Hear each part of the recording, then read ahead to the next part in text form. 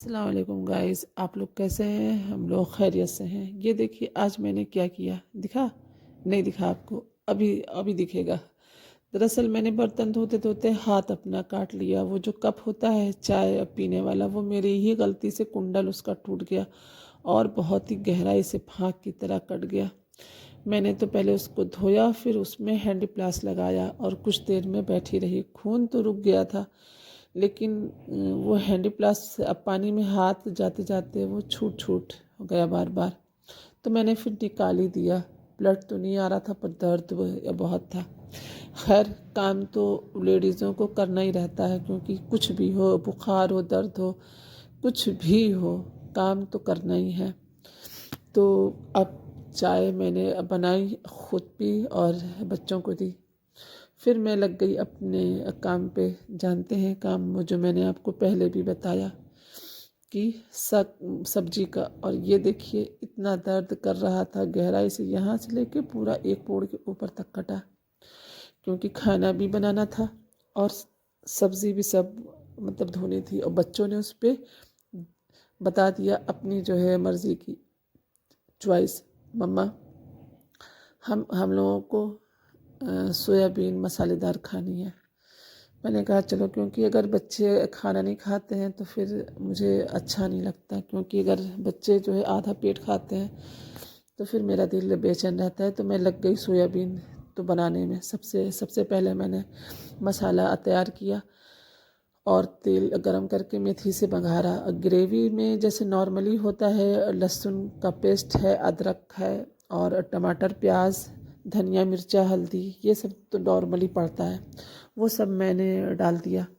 फिर मैंने टमाटर को भी मिक्सी में पीस के उसको भी डाल दिया, क्योंकि टमाटर को अगर काट के डालो तो फिर भी थोड़े थोड़े से गुटके गुटके से कहीं कहीं नज़र आते हैं। और मेरे बच्चों को तो टमाटर, अगर प्याज बीच रास्ते में आ जाए ना, तो बेटा तो ख़ास तौर से एक एक निकालता रहता है, जो मुझे अच्छा नहीं लगता। इससे अच्छा मैं पीस के ही डालती हूँ।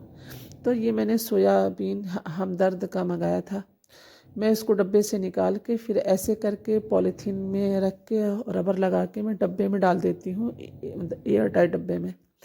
मैं लहसुन डालना तो भूल ही गई थी। हाँ, ये मसाले में मैंने लहसुन डाला और फिर इधर मैं प्याज छीलने में लग गई। मैं बार बार आपको अपना घाव दिखा रही हूँ कि देखिए कितना दुख रहा है, लेकिन वो दुख का, दर्द का एहसास तो मुझे ही है। मैंने चाकू को बदला कि शायद इससे मैं छील लूँ, लेकिन उल्टे हाथ से जिसकी आदत नहीं होती है वो कुछ कर ही नहीं सकता। तो मैंने फिर से हाथ को बदला और किसी तरह उंगली फैला फैला के मैंने 2 ही आलू छीले। वैसे भी बच्चे मेरे, अगर सोयाबीन रहती है तो आलू को मतलब पूछते नहीं हैं, वो सिर्फ सोयाबीन ही बीन बीन के खाते हैं। और मेरे हस्बैंड भी आलू ज़्यादा नहीं खाते और मैं भी अवॉइड करती हूँ, क्योंकि शुगर शुगर की बात भी होता है और फैटी होता है यह। लेकिन वैसे मैं उसका भी इलाज है हमारे पास, कि मैंने ऐसे सोयाबीन गरम करके पानी से निकाल लिया, तो मैंने उसी मतलब पानी में आलू को भी उबाल लिया। मैं पूरा नहीं उबालती हूँ, बस 2 मिनट जितना उसका फेना निकल आता है, फिर उसको मैं धो के फिर मैंने आलू को फ्राई किया तेल में। तो अगर आप जो है आलू को उबाल लेंगे थोड़ा सा, तो थोड़ा सा तो उसमें का फैट और जो है शुगर तो निकल ही जाएगा। तो मैंने उसको उबालने के बाद में ठंडे पानी से धो लिया, फिर मैंने तेल में उसको फ्राई किया। अगर आप सब्ज़ी कभी भी ऐसे तेल में हल्का सा फ्राई करके बनाएंगे तो उसमें सोंधी सोंधी सी खुशबू आती है। फिर मैंने आलू को झटाझट तो मतलब भून के, उधर मेरी ग्रेवी भून भून चुकी थी, मैंने उधर में डाला। फिर उसी तेल में मैंने सोयाबीन को जो मैंने उबाल के रखा था उसको मैंने नचोड़ नचोड़ के डाला। तो उबाला क्या था, मतलब गर्म पानी में भिगो दिया था कि तब वो जल्दी से फूल जाए। तो जब मैंने इसको नचोड़ के डाला, इसको मतलब भूनने के लिए, तो मतलब आलू तो तेल कम उठाता है लेकिन सोयाबीन तेल ज़्यादा लेता है। तो मैं तेल कम ही डालती हूँ, क्योंकि सोयाबीन में तो आप जितना भी तेल डालेंगे सारा का सारा, जैसे दाल मखाना होता है सूख लेता है, वैसे ये तो, लेकिन फिर भी मैं कम ही डालती हूँ तेल। तो मैंने उसको अब मतलब भूना, और जब देखा कि ये चिपकने लगा है तो मैंने फिर मतलब चला के इसको भी ग्रेवी में डाल दिया।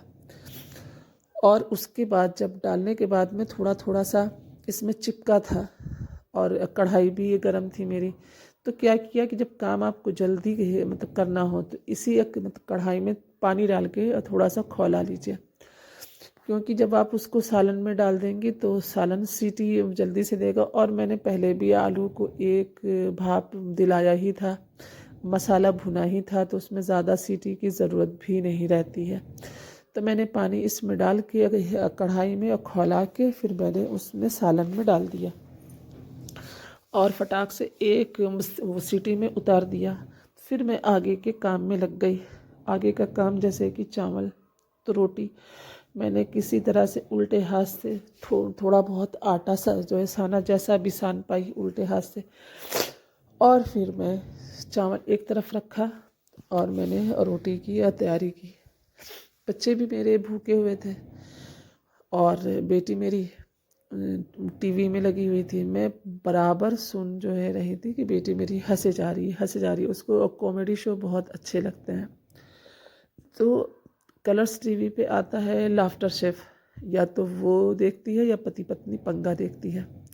तो वो कुछ देखे जा रही थी, हंसे जा रही थी और मैं अपने किचन में लगी थी। तो ये है मूली का साग। मेरे मियाँ जब साग लाते हैं तो ये नहीं सोचते कि इकट्ठा। तो फिर मैंने मूली सारी काट काट के छील के काट के डब्बे में रख ली। खाने के टाइम पे वो डब्बे में से कुछ निकाल लेते हैं तो हर कुछ खाने के टाइम पे तैयार रहता है। फिर मैंने मूली के साग को काट के इसको हल्की सी स्टीम लगा ली। अब क्या होता है ना कि जब आप कोई भी खाना हो कुछ भी हो, कभी किसी गर्म प्लास्टिक के डब्बे में ना रखें, वो जो है नुकसानदेह दे रहता है। तो मैं इसके लिए स्टील के बर्तन इस्तेमाल में लाती हूँ। तो मैंने ये देखी जब तक मूली मेरी भाप लग रही है तब तक मैंने पालक के पत्ते काटना शुरू किए। उसको मैंने धो के बीन के पहले से ही रखा हुआ था, पानी उसका निकल चुका था। इसी तरह से मैंने सोया मेथी भी धो के बीन के रख दिया था, उसको भी मैंने काट के भाप लगा लिया। और फिर उसके बाद में मैंने सब जब ठंडा हुआ तो मैंने उसको टिफ़िन में रख दिया। और इसी बीच मैंने सेम भी काटा। ये देखिए, ये है मूली का साग। जैसे मैंने बताया ना था कि वो स्टील के बर्तन हो, तो मैंने स्टील के बर्तन में रखा इसे। और फिर इसी में मैंने अब पालक को भी तो गर्म किया। अब क्या होता है कि जब मैं इससे बीच बीच में फारिग हुई तो मैंने मिर्चे की डंडी, जितनी भी हरा मिर्चा होता है, तो जब भी वो आता है तो मैं इसको धुल के और साफ़ या कपड़े से या तौलिए से जो धुला हुआ होता है कि किचन की या तौलिया, उससे मैं पोंछ के फिर उसकी डंडी तोड़ तोड़ के मैं डब्बे में रखती हूँ। यही चीज़ मैं टमाटर अदरक सारी सब्जियाँ मैं धो के ही फ्रिज में रखती हूँ। अच्छा, अगर आप धनिया, जैसे हरी धनिया होती है, उसको आप धो के और उसका पानी निकल जाए, थोड़ा देर उसको खुला छोड़ दीजिए 1-2 घंटा। फिर वो जब आप उसको टिफ़िन में करके रखेंगे और कभी भी इस्तेमाल में लाएंगे तो वो आपको एकदम ताज़ी ही लगेगी। तो हम लोग ऐसे ही करते हैं। फिर मैंने फटाफट गैस को साफ़ किया, क्योंकि कुछ भी काम करो अगर गैस गंदी हो जाती तो मुझे बहुत ही गंदा लगता है और दीवारों पे छींट चली जाती है। तो मेरी आदत है कि मैं काम करते करते पूछती रहती हूँ। फिर इसके बाद में खाना तैयार था, रोटी सिर्फ मुझे डालनी थी, बच्चों को भूख लगी थी। चावल मेरे यहाँ कोई ज़्यादा खाता नहीं है शाम को, तो मैंने चावल कम ही पकाए थे। फिर मैंने ये इसमें कटी हुई धनिया डाली और मैंने खाना बच्चों को तो पुकारा कि चलो तुम्हारी टेस्टी सोयाबीन तो आलू पक गया, या दोनों बहुत ही खुश हुए। तो मैं गई रोटी डालने के लिए। मैंने देखा, ये देखा हंसे जा रही है, ये कितना मज़ा आता है इसे। फिर मैंने वो रोटी डाली। मैंने कहा जल्दी से खा लो, मुझे दूसरे भी काम हैं, क्योंकि मेरे जब तक मैं सोऊं ना 12-1 तक मेरे काम ना जाने कहाँ से लगता है मेरे ही पास हैं, किसी और के पास काम नहीं होता। तो मैंने तो रोटी डाली, सबको खाना खिलाया, खुद भी खाया। किसी तरह से उल्टे हाथ से मैंने उसके बर्तन धोए। और उसके बाद में अब पता है मैं कौन से काम में लग गई। मैं अपनी बेटी के लिए पिछले साल एक शर्ट लाई थी, एक क्या 2-3 जाड़े की शर्टें थी, शैनिल की, डिज़ाइनर थी, मुझे बहुत अच्छी लगी थी। तो जो छोटे छोटे बच्चे होते हैं ना, वो 1 साल में तब पता लगता है बड़े हुए हैं जब उनके कपड़े नहीं आते हैं, छोटे हो जाते हैं। तो मैं इसीलिए मैं थोड़ी-सी उस टाइप की हूँ कि जब तक वो उसमें कुछ न कुछ मतलब करके पहना सकूँ। तो मैंने बेटी का एक उसमें कपड़ा लेके आई शैनील का, क्या उसको मैंने पैजामा बनाया और उसी का मैंने फ्रॉक में घेर लगा दी। तो क्या क्या होता है कि सेम सेम देखिए शर्ट मतलब वहाँ तक थी जहाँ तक मतलब मोती लगी हुई है, तो कमर के पीछे से बुरा लगता है। तो मैंने उसमें नीचे घेर सा लगा दिया और नीचे पैजामा बना दिया। तो ये देखिए कितना अच्छा, बेटी भी खुश और कपड़ा भी काम आ गया। तो आपको ये मेरा व्लॉग या कैसा लगा प्लीज़ कमेंट करके ज़रूर बताइएगा। ओके, अल्लाह हाफ़िज़।